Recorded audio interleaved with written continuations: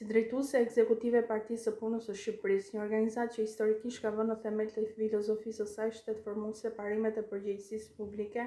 disiplinës institucionale dhe mbrojtjes së interesit shoqëror, shfaqjes së zonjës Belinda Balloku në ambientet e prokurorisë së posaçme kundër korrupsionit SPAK përbën një moment të rëndësishëm dhe domethënës për mënyrën se si funksionon sot drejtësia në vend.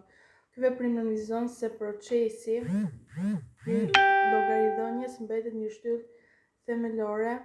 e shtetit ligjor dhe se institucionet tona janë të thirrura të garantojnë që çdo person me përgjegjësi publike të njohështrohet ligjit në mënyrë të barabartë dhe të ndershme dhe të paanshme. Partia e Punës së Shqipërisë, në rrjedhën e traditës së saj të gjatë në drejtimin të ndërtimit të standardeve të qarta etike dhe organizative, e ka konsideruar gjithmonë si detyrim të pashmangshëm faktin që zyrtarët të lartë të demonstrojnë transparencë dhe qartësi në raport me institucionet e drejtësisë. Shfaqja e një ministri apo ish-ministri në SPAK nuk duhet parë si një goditje publike,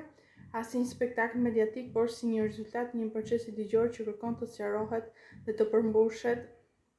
në funksion të interesit publik. Për këtë arsye, ne i japim rëndësi të veçantë faktit